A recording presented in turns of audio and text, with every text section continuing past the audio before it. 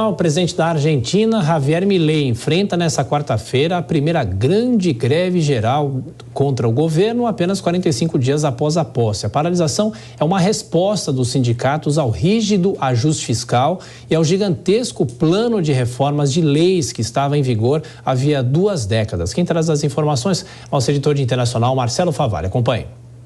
Os manifestantes começaram a se reunir no início da manhã, vindos de todos os lados de Buenos Aires, com faixas que carregavam frases como "o país não está à venda", para participar da manifestação principal em frente ao Congresso.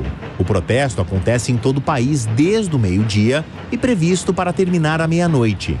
Com a greve geral, as centrais sindicais pretendem reverter as alterações feitas por decreto do regime trabalhista assinadas por Milei. Na lista de mudanças, inclusive, limites ao direito de greve e restrição ao funcionamento dos sindicatos. A paralisação foi convocada pela maior central sindical da Argentina, a Confederação Geral do Trabalho, de orientação peronista e que teve apoio da segunda maior, a Confederação dos Trabalhadores Argentinos. Esta é a primeira manifestação nacional contra o governo e as drásticas medidas para conter a inflação anual de 211%. Um recorde em 30 anos. O mega decreto de necessidade e urgência, com 366 artigos, introduz várias mudanças na antiga e consolidada legislação trabalhista argentina, em especial sobre o direito à greve. Para garantir a manifestação, Javier Milei exige coberturas mínimas de 75% em serviços essenciais, como educação e transporte, além de incentivar demissões de grevistas por justa causa.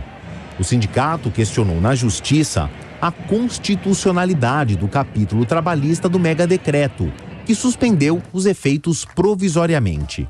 O governo recorreu da decisão e o caso foi levado à Suprema Corte, atualmente em recesso.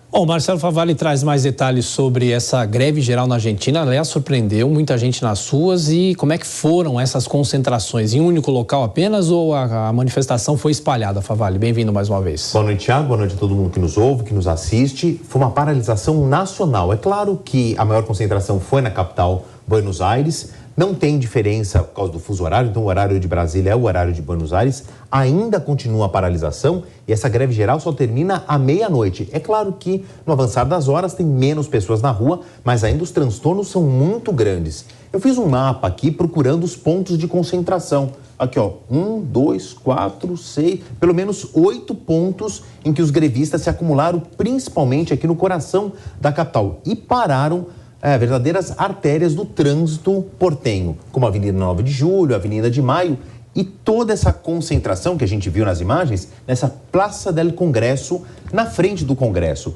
Porque é o seguinte, existem 2 blocos aí de tentativa de mudança das leis pelo presidente Javier Milei. Primeiro por um decretaço, mas ele também entregou para o Congresso uma alteração. São 366 capítulos da Constituição que ele quer que sejam mudadas, mas com a aprovação do Congresso, que está em recesso. Volta na semana que vem. Então essa paralisação, essa gritaria na frente do Congresso é uma atenção aos deputados para que quando eles voltem ao trabalho, eles tentem barrar muitas dessas alterações, principalmente quando se fala aí do direito à greve. Então os sindicatos, Thiago, eles se sentiram aí muito afetados.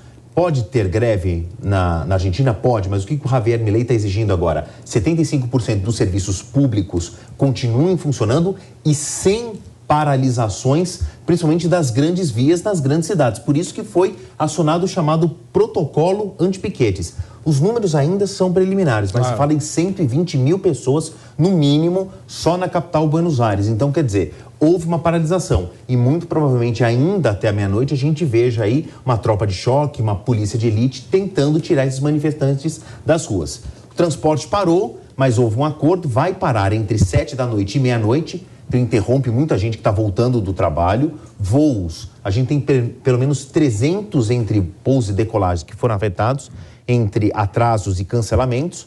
Os hospitais também, quem daqui do Brasil vai para lá, né? São muitos voos diários que saem das capitais brasileiras e desembocam em Buenos Aires. Os hospitais estão concentrados nos serviços básicos, então cirurgias eletivas foram canceladas e os bancos fecharam meio-dia. É um impacto menor hoje, porque todo mundo faz tudo por aplicativo, mas o atendimento presencial ficou restrito só até o meio-dia. A gente fala sobre o pacote, né, que Javier Milei anunciou recentemente, mas na carne, como que a população está sentindo esse pacote? Aqui, ó, muito dessas alterações, e aí vem do decreto, não desse pacote que ele quer passar pelo Congresso, é o corte nos subsídios. Aqui eu estou chamando a atenção da energia elétrica, porque isso fica muito pesado para o bolso do governo, para os cofres públicos. Só para vocês terem uma ideia, eu fui atrás de números e os últimos consolidados são só de 2022, desde 2017. Então a gente tem aqui um pico lá para 2014, 2015, em que a eletricidade, o subsídio da eletricidade,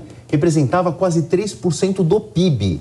Houve cortes depois de Maurício Macri, no governo de Cristina Kirchner, e agora, a chegada do governo de Javier Milei, ele ainda herda um subsídio que equivale a quase 2% do PIB. Você vai lá, 2%, percentualmente é baixo, mas para o cofre, para o público, é muito alto. Coisa. Eu estou falando só da energia elétrica, isso aqui é do gás. Agora, na outra ponta, Tiago, tem a população.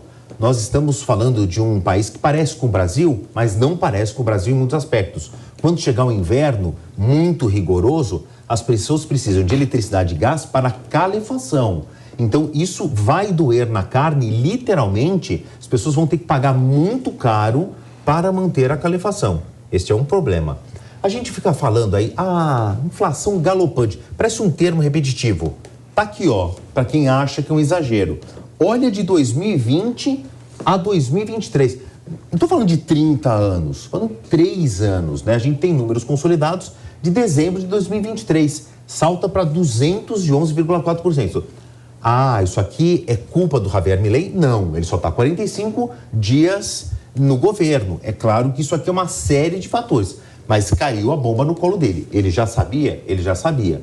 Então, os preços quadruplicaram ao longo dos últimos anos. O gráfico é surpreendente, É surpreendente. Né? Ele vem subindo, claro, e a partir do segundo semestre de 2023 tem um salto. Aqui é o chamado efeito bola de neve, né? A bolinha começa no alto da montanha e chegou no ponto da avalanche. É daqui para frente. O que ajuda a entender a necessidade de cortes públicos. Ele fala enxugamento da máquina. Por isso que ele foi eleito. Mas ele vai ter que aguentar a reclamação de muita gente afetada e principalmente dos sindicatos argentinos, que são muito, muito fortes e muito, muito influentes politicamente. O peronismo foi silenciado, mas ele está muito, muito longe de morrer.